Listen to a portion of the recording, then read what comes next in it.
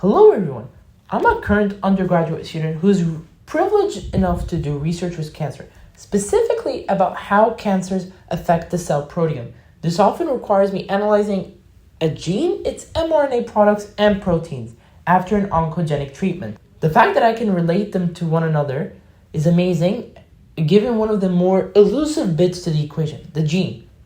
Thankfully, DNA sequence has improved so much that we can actually relate a protein product to its gene.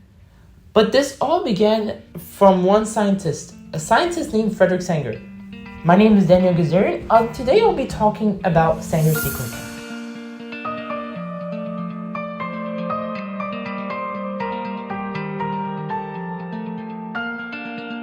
So let's actually start from the very beginning.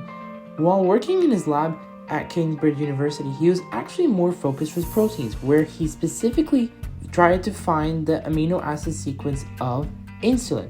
He eventually succeeded in doing that, which got him the Nobel Prize in 1958. However, within the 1950s, Rosalind Franklin, Watson, and Crick discovered the structure of DNA. From that, the central dogma developed, which made protein existence contingent upon that of DNA. As a result, understanding and sequencing DNA became a scientific hot topic, and Sanger joined in as well. And from that, Sanger moved from his protein research to DNA to ask the fundamental question, how to sequence DNA. And Sanger actually used a very significant biochemical phenomenon to help him achieve that goal.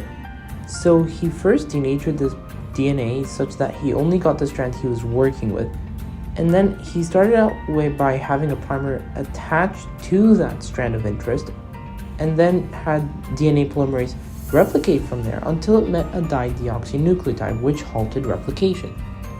It did so because when you look at its chemistry, we find that the dideoxynucleotide actually lacks the hydroxyl group necessary to form the bond shown by the oval.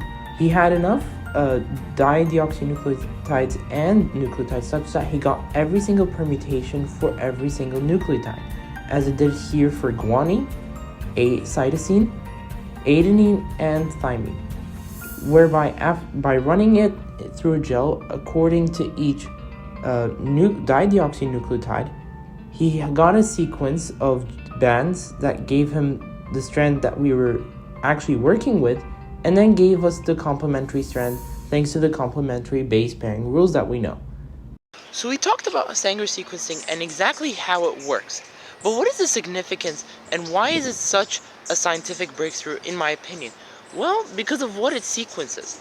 Genes and proteins are very much related to each other, and despite the fact that genes that code for proteins do not make up the majority of the genome, we find that every single protein, which is essentially the functional unit of the cell, has a gene that codes for it.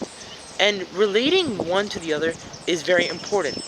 And this would not have been possible without sequencing, because we can now relate each and every amino acid of a protein to each codon present in a gene. As a result, significant advancements have been made within the field of biology, from sequencing homeotic genes, which are critical for development, to having a reference of the entire human genome a click away from us in the search engine. Given that I work with cancer in my research, having that genome browser is especially important, because given that we want to analyze how an oncogenic treatment affects a gene's expression and the protein that it produces, having a reference to compare to at all times is very beneficial for us. In addition to that, we also use the genome browser to design primers for critical experiments such as qPCR.